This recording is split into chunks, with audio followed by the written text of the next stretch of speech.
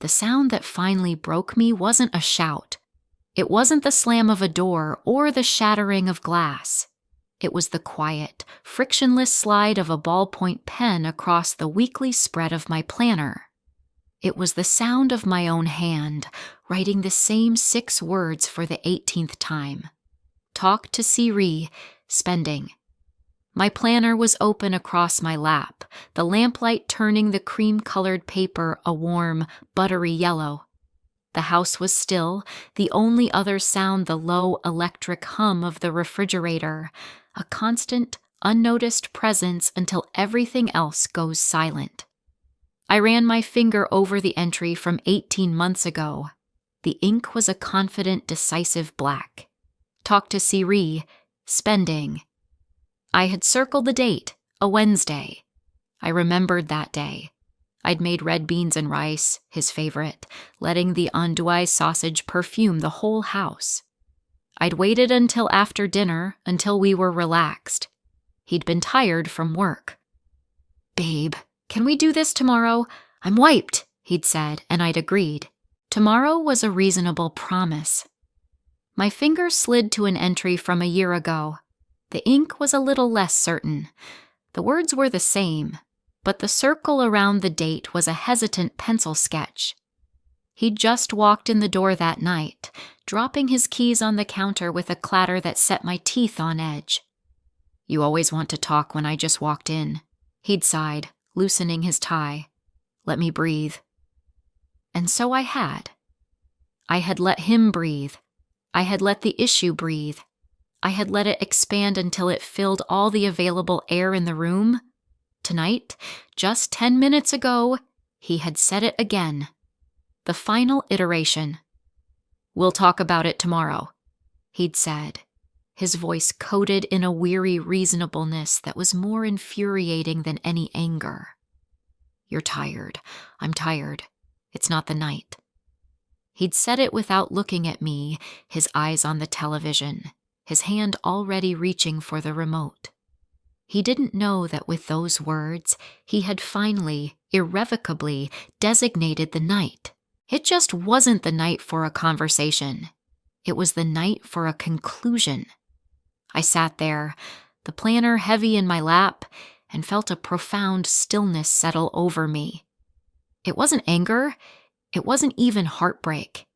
It was the quiet, calm finality of an archivist closing a collection. The story was complete. There was nothing left to acquire. All that remained was to process, label, and reshelve. My name is Naomi. I am 32 years old, and until tonight, I was the wife of Curtis, who was 35. We had been married for 6 years, together for 8, living in a shotgun double in the Broadmoor neighborhood of New Orleans. Long enough for the city's rhythm to become the rhythm of our life together. The slow, humid summers, the sudden downpours, the easy way festivals punctuated the calendar. I am a librarian, but my specialty is archival work. I spend my days with the letters, diaries, and records of people long gone.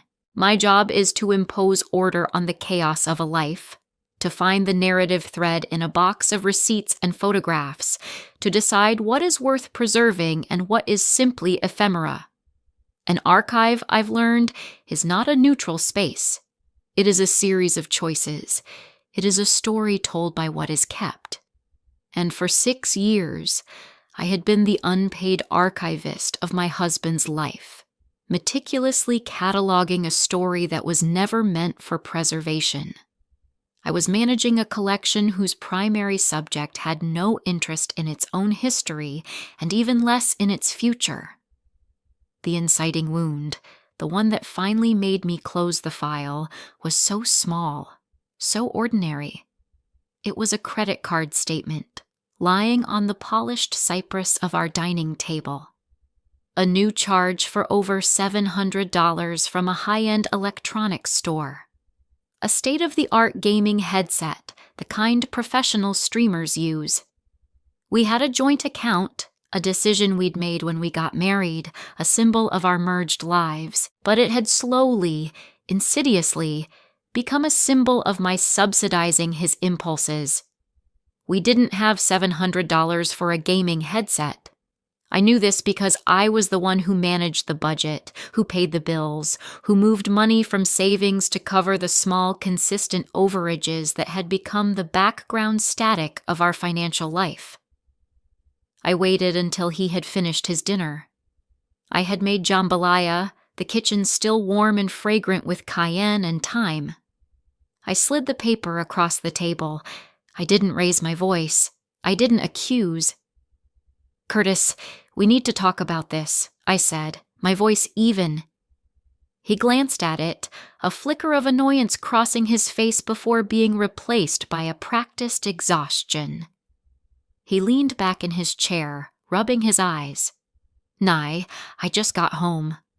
"I know," I said, "but this is the third large purchase this month we haven't discussed." He sighed, a long theatrical exhalation. He looked at me, but his gaze was unfocused, as if he were looking at a problem he wished would solve itself. And then he delivered the line, the one that had become his shield, his mantra of deferment. "We'll talk about it tomorrow," he said. He gave me a placating smile, the one that used to work. "You're tired. I'm tired. It's not the night." He turned toward the living room, toward the beckoning blue light of the television, leaving me at the table with the statement and the ghost of 1,000 postponed conversations. He thought he was buying himself another 24 hours of peace. He didn't understand that tomorrow had become a fiction, a place we never actually reached. It was a destination he kept promising, knowing we would never arrive. And in that moment, I understood that I had to stop waiting for him at the station. I had to leave on my own. This wasn't a sudden fracture. It was the result of a long, slow erosion. The archaeology of our marriage, if I were to catalog it, would be a collection of meticulously organized binders, spreadsheets, and calendar reminders, all maintained by me. Curtis was a man who moved through the world with a blithe confidence that things would simply be handled. He wasn't cruel. He was comfortable. And his comfort was built on the scaffolding of my invisible labor. My planner was the most damning artifact in the collection. 18 entries over 18 months for the same conversation. It started with a weekend trip with his friends that cost more than we'd agreed upon. I brought it up. "Babe, can we do this tomorrow? I'm wiped." The next month, it was a set of expensive golf clubs. "You always want to talk when I just walked in. Let me breathe." Then came a series of smaller things, rounds of drinks for his entire office, concert tickets, designer sneakers. Each time, I would write it down, talk to C. Each time, he would push it to a mythical tomorrow. After the 10th entry, I stopped using ink. I switched to a mechanical pencil, the fine gray line a testament to my fading hope. I could erase the penciled-in appointment, but I couldn't erase the memory of the conversation that never happened. It was a system of denial, and I was its chief administrator. His family considered me a miracle. "Naomi is so good for you," his mother Martha would say, patting my hand. "You're so organized." They didn't see the organization. They saw the results. They saw that Curtis never forgot a birthday, an anniversary, a holiday. What they didn't see was me, on a Sunday afternoon, scrolling through my phone, buying a gift for his sister, and writing, "From Curtis and Naomi," on the card. They didn't see me setting a calendar alert 3 days in advance. "Remind Curtis to call his dad why resurgery." The most glaring example was his mother's 70th birthday party. It was a huge affair, a catered dinner at a historic restaurant in the French Quarter. He wanted to do something special for her, he'd said. And I, believing in the we of that statement, had thrown myself into it. I spent weeks researching venues. I tasted cakes. I designed and sent out the invitations, the paper a thick, creamy stock that felt important in your hands. I coordinated with his relatives flying in from out of state, sending them lists of hotels and transportation options. I wrote the toast. I typed it into the notes app on his phone, and on the night of the party, he stood up, cleared his throat, and read my words about his mother's grace and strength. The room was dewy-eyed. He glowed under the praise. Later, at the table, his aunt leaned over and said, "Curtis, you did such a wonderful job with all this." He smiled, beaming. He put his arm around my shoulder. "I couldn't have done it without Nye," he said. "She helped a little." A little? I remember the phrase landing in the air between us, small and hard. I didn't say anything. I just picked up the bottle of champagne from the ice bucket and moved around the table, refilling glasses, my movements smooth and practiced. I didn't look at him. If I had, he would have seen the precise moment the archivist in me made a note, filed the comment away under the heading, "Erasure, examples of." This pattern of erasure was enabled, in part, by his older brother Bryce. Bryce was a man who wore his cynicism like a well-tailored suit. He was charming, successful, and divorced. He saw marriage as a game of strategic retreats. I remember one summer afternoon, 2 or 3 years ago. We were in Bryce's backyard in Lakeview for a barbecue. The air was thick with the smell of charcoal and cut grass, the buzz of cicadas a constant, drowsy hum. Curtis was at the grill with Bryce, flipping burgers. I was on the patio with a glass of iced tea, close enough to hear their low conversation. "She's still mad about the fishing trip," Curtis had said, his voice a low grumble. Bryce didn't even turn from the grill. He nudged a patty with his spatula. "Brother, let me give you some advice," he said, his voice full of the easy authority of an older sibling. "Women cool off if you wait. Just let it go. Don't bring it up. By tomorrow, she'll be on to something else. They forget what they were mad about. Trust me." Curtis laughed, a short, relieved sound. "You think so?" "I know so," Bryce said. "The biggest mistake you can make is trying to have a talk when she's fired up. Let it die. It always dies." Curtis took a long swallow of his beer and nodded, accepting the wisdom. He kept eating his burger. He never brought up the fishing trip again, and he was right in a way. I did stop being actively angry about it, but it didn't die. It didn't disappear. It was archived. It became another file in a cabinet that was growing heavier by the day. After that, I started noticing Bryce's philosophy in Curtis's language. The constant deferrals, the "let's talk tomorrow," the framing of my need for resolution as me being fired up or dramatic. He wasn't just postponing a conversation. He was following a script. He was waiting for my feelings to expire like a carton of milk. He believed love had a shelf life and that my frustrations would simply spoil and be thrown away. He never understood that some things, when left unattended, don't spoil. They ferment. They transform into something potent and flammable. Even our happy memories began to feel contaminated by this new understanding. I remembered our second anniversary. We'd spent a weekend in a small rustic cabin on the Gulf Coast. The air smelled of salt and pine. One evening, we sat on the porch, watching the sun bleed into the ocean in strokes of orange and violet. He'd wrapped his arms around me from behind, his chin resting on my shoulder. "I love this," he'd whispered. "I love how you make everything so easy." At the time, I had leaned back into his embrace, my heart swelling. I heard it as a declaration of love. "I love you." Now, looking back through the lens of accumulated evidence, I heard it for what it was, a customer review. It wasn't about me, Naomi. It was about my function. He loved the absence of friction. He loved that the reservations were made, the car was gassed up, the cooler was packed, and all he had to do was show up and enjoy the sunset. My love wasn't a partnership to him.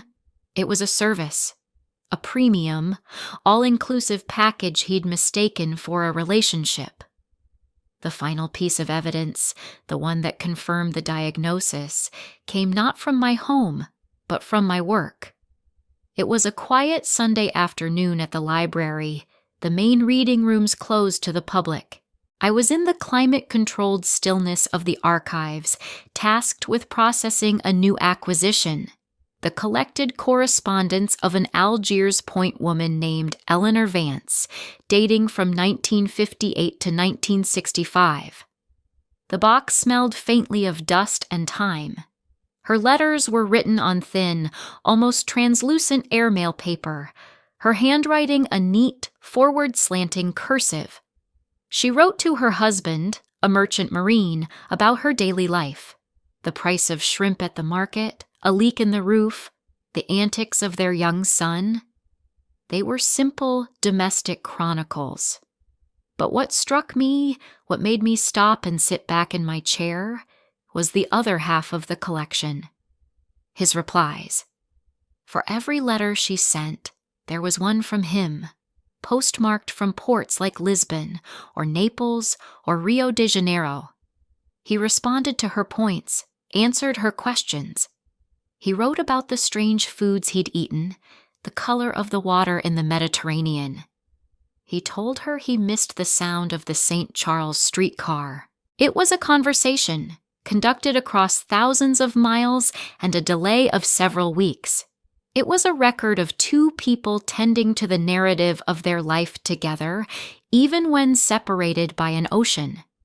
I held a letter from her, dated June 4th, 1962, where she worried about their son's fever. Then I picked up his, dated June 21st, 1962. Don't you worry about our boy, he wrote. He has his mother's strength. Tell me what the doctor said as soon as you can. He had responded. He had acknowledged her worry. He had participated. I sat there in the profound silence of the archive, surrounded by the preserved histories of strangers, and felt the full weight of my own unarchived life. My own worries were not being acknowledged from across an ocean. They were being ignored from across the dining room table. This woman from 1962, with her slow-moving mail and her far-flung husband, had a more responsive partner than I did. Her life was being co-authored. Mine was a solo project. The grief of it was a physical thing, a cold weight in my chest. I carefully placed the letters back in their acid-free folder, my movements precise. A decision had been made, not in my head, but in the marrow of my bones. I was done. So when Curtis said, "We'll talk about it tomorrow," and walked away, I didn't follow him. I didn't sigh in frustration. I simply carried my plate to the sink, rinsed it, and placed it in the dishwasher. The motion was automatic, a piece of muscle memory from a life I was already leaving. I walked into the living room, where the overhead light was off, the only illumination coming from the flickering television. He was already engrossed in a show, his profile sharp in the shifting light. I sat in my armchair, the one by the window, and pulled my planner into my lap. This was the moment of clarity. It wasn't a lightning strike. It was a slow dawn. I turned the pages back, month by month. Talk to C. Ree spending, May. Talk to C. Ree spending. April. Talk to C. Ree spending. February. I counted them. 18 times. 18 Wednesdays I had circled. 18 attempts at connection I had initiated. 18 times I had been deferred. The planner felt less like a tool for organization and more like a logbook of neglect, a record of unanswered queries. As an archivist, I know that the most important part of a collection is its finding aid. The document that describes its contents, its scope, its significance. It's what gives the raw material meaning. Looking at those 18 entries, I realized I was looking at the finding aid for the end of my marriage. The scope was my husband's inability to engage. The content was my growing exhaustion. And the significance was that the collection was now closed. There would be no new acquisitions. I felt a strange and sudden calm. The anxiety that had been a low hum in my body for years simply stopped. The emotional chaos I'd been living in resolved itself into a single, clear thought.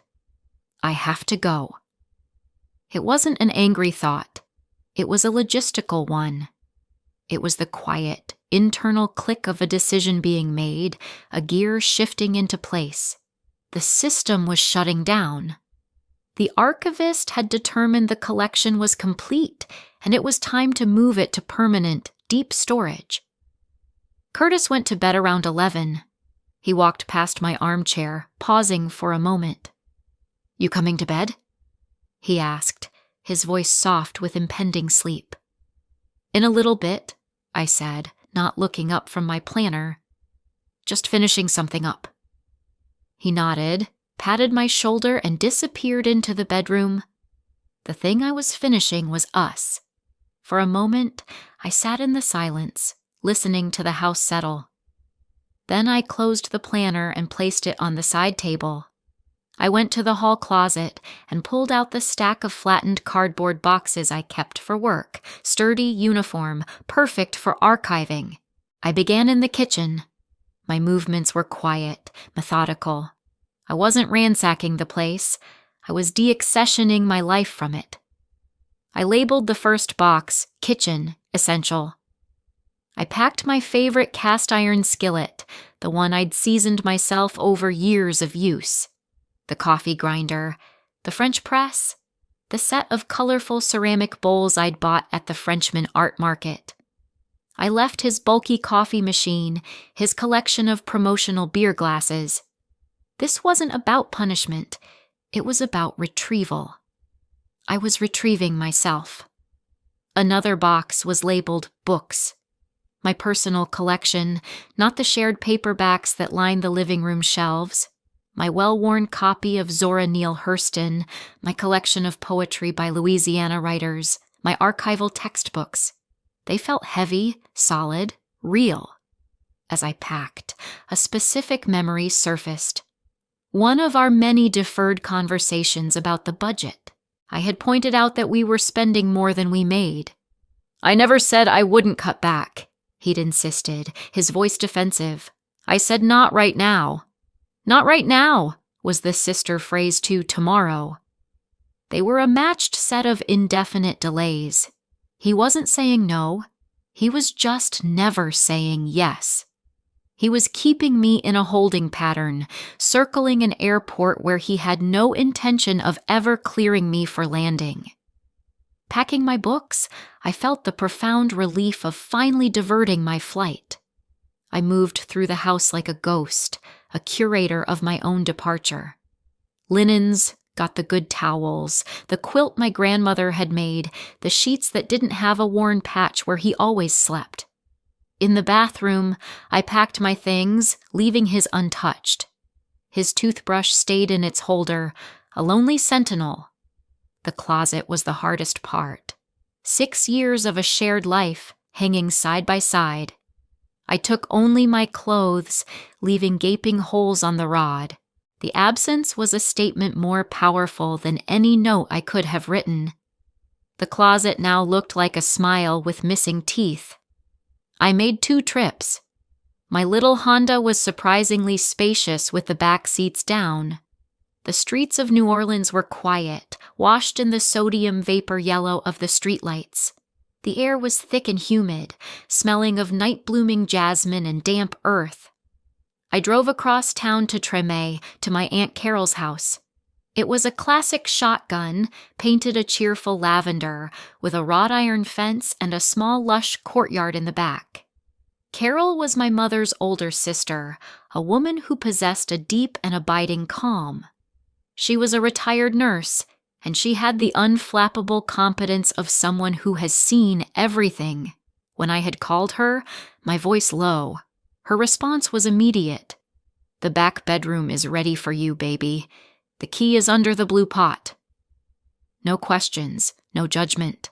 Just a solution. That was the difference. Carol built bridges. Curtis built tomorrows. On my second trip back to the house, I packed the last box, labeled Naomi Personal. My journals, my laptop, a few framed photos of my family, of my friends. None of Curtis. I looked around the silent house. It was neater, emptier. It no longer felt like my home. It felt like a museum exhibit of a life I used to live. My final act was to retrieve my planner. I walked to the dining room table, its surface gleaming under the single overhead light. I opened the planner to the current week. I took my pen, the one with the confident black ink, and drew a neat, firm line through Wednesday's entry. Then I left the planner there, open.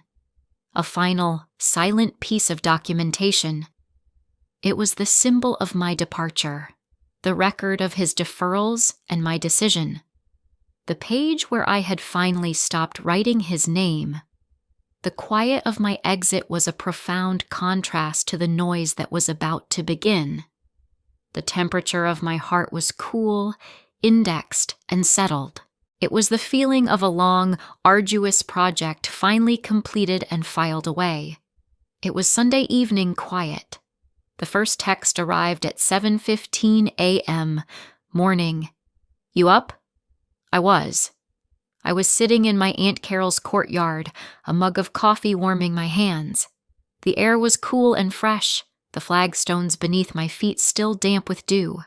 The cicadas were just beginning their daily electric thrum.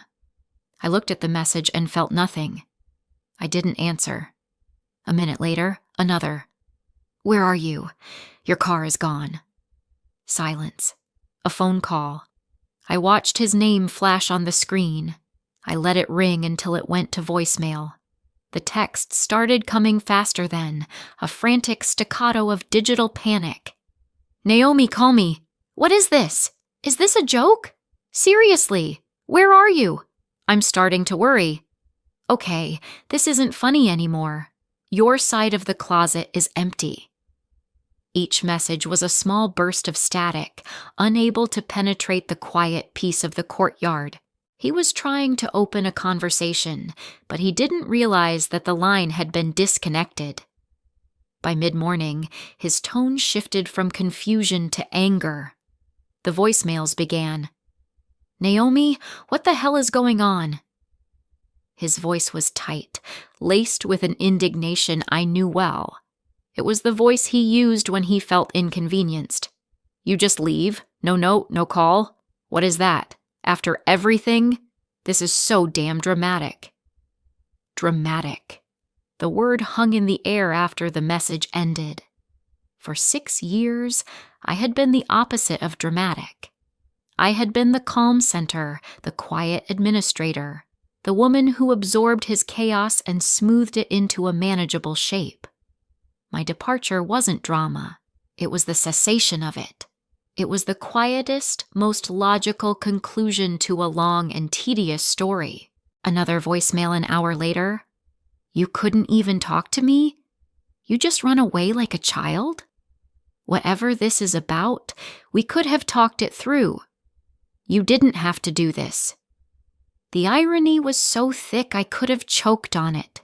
He was now desperate for the very thing he had spent years denying me. A conversation. Around noon, my phone rang with an unfamiliar number. I hesitated, then answered. "Naomi?" It was Bryce. His voice was smooth, reasonable, the voice of a man accustomed to managing crises. "Hey, Curtis is a mess. He called me, said you were gone. What's going on?" "I left, Bryce," I said, my voice steady. "Yeah, I gathered that," he said with a small, placating laugh. "Look, whatever he did, I'm sure he's sorry. You know how he is. He gets overwhelmed. Just come home and you two can talk it out. Don't throw away 6 years over one bad night." "It wasn't one bad night, Bryce," I said quietly. "It was hundreds of them. He loves you, Naomi." "Thank you for calling," I said, a polite final dismissal. "I've made my decision." I ended the call before he could deploy any more of his well-worn wisdom. He was the architect of the let it die philosophy, and he couldn't comprehend a problem that hadn't simply expired from neglect. Curtis must have gotten the report from Bryce, because his next texts were a pivot to negotiation. "Okay, I get it. You're mad about the headset. I'll take it back. I screwed up. I'm sorry. Please, just tell me where you are. We can make a budget. A real one. Whatever you want." I looked at the message. Whatever you want. The offer was a ghost, arriving long after the life it was meant for had departed. The time to want things from him had passed. I typed a single, slow response, a correction to his framing. "The budget was never the problem, Curtis." He wrote back almost immediately. "Then what? What is the problem?" My fingers hovered over the keyboard. I thought of the 18 entries, the years of being deferred, the deep, abiding loneliness of being in a partnership with someone who refused to participate. How could I distill all of that into a text message? I couldn't. So I didn't. I put the phone down. My silence was the answer. The final call came late that night. I was in bed, reading a novel, the story of someone else's life a welcome refuge. When his name flashed on the screen, I felt a pang of something, not love, but a sad vestigial pity. I answered. He was crying, not loud theatrical sobs, but the ragged, hiccuping breaths of someone who has completely lost control. "Nye," he choked out. "Please." I didn't speak. I just listened. "I don't understand," he whispered. "You didn't even give me a chance to fix it." The accusation was raw, deeply felt. That's not fair. The line went quiet as he waited for my response. I thought about fairness. I thought about the birthday parties, the bills, the emotional labor, the 18 circled Wednesdays. I thought about the archivist, carefully tending to a collection that the owner had abandoned. I took a slow breath, my voice emerging colder and clearer than I expected. It was not a shout, but a question. A simple, clarifying question. "Which of the last 18 months was my chance, Curtis?" The silence on the other end of the line was absolute. It was a silence that held no answers because there were none to give. He had mistaken my patience for permanence. He thought tomorrow was a promise, when for me, it had become a threat. After a long moment, I heard a soft click. He had hung up. Life at my Aunt Carol's was quiet. It was a healing quiet, not an empty one. Her shotgun house was filled with the clutter of a life well lived. Stacks of books, photos of family, half-finished knitting projects. She moved around me with an easy grace, never pressing for details, just ensuring my coffee cup was full and that there was a plate of food for me at dinner. She understood that some wounds need air, not bandages. My vindication wasn't a grand, dramatic event. It was a series of small, quiet moments of reclamation. It was the pleasure of reading a book in her courtyard for 3 uninterrupted hours, the only sounds the rustle of magnolia leaves and the electric drone of the cicadas, which seemed louder and more vibrant than I remembered. It was the simple act of making a decision, what to have for dinner, what book to read next, and not having to run it through the filter of someone else's mood or preferences. My job, which had once been a painful mirror of my home life, now became a source of peace. The quiet order of the archive, the respectful handling of other people's stories, felt like a balm. I was no longer cataloging my own neglect. I was simply doing the work I loved. I found a new rhythm, waking up to the smell of chicory coffee, spending my days in the cool silence of the library, and my evenings in the warm, jasmine-scented air of my aunt's courtyard. I was the sole author of my own schedule. The relief was immense, a physical unburdening, as if I had been carrying a heavy, awkward box for years and had finally been allowed to set it down. My life began to feel like my own again. The narrative was no longer a shared document, subject to his edits and deferrals. It was mine to write, and I found that my handwriting was clear and strong. About a month after I left, I agreed to meet him. There were practical matters to discuss: mail, the title to my car, the formal separation papers. We met at a coffee shop in the Garden District, a neutral territory of gleaming wood and the rich smell of roasted beans. I got there first, choosing a small table by the window. When he walked in, my first thought was that he looked smaller. Stripped of the context of our home, of the infrastructure I had built around him, he seemed diminished. The easy confidence was gone, replaced by a nervous energy. His shoulders were slumped. He hadn't just lost a wife. He had lost his archivist, his scheduler, his social secretary, his financial buffer. He had lost his entire support system, and he was only now beginning to understand what that system had been doing for him. He sat down, his hands fidgeting with a sugar packet. "Hi," he said. "Hi, Curtis." He looked tired. "You look good, Nye." "I feel good," I said. It was the simple truth. We handled the business quickly, signing papers, exchanging keys. The conversation was stilted, polite. The easy intimacy we once shared was gone, replaced by the careful distance of strangers. As we were about to leave, he stopped me. "I've been thinking," he said, and for the first time I believed him. "About what you said. The 18 months. He shook his head, a look of genuine, dawning horror on his face. "I never saw it like that. I always thought we'd get to it." "I know," I said. And I did. He didn't see it because he wasn't looking. He assumed there would always be another day, another chance. He treated my presence as a renewable resource. "I'm sorry," he said, and the words sounded real this time. Not a panicked attempt to fix things, but a quiet statement of fact. He was sorry for the wreckage he was only now surveying. I looked at him, the man I had loved, the man whose life I had so carefully curated. I felt a wave of sadness, but it was a distant, impersonal sadness.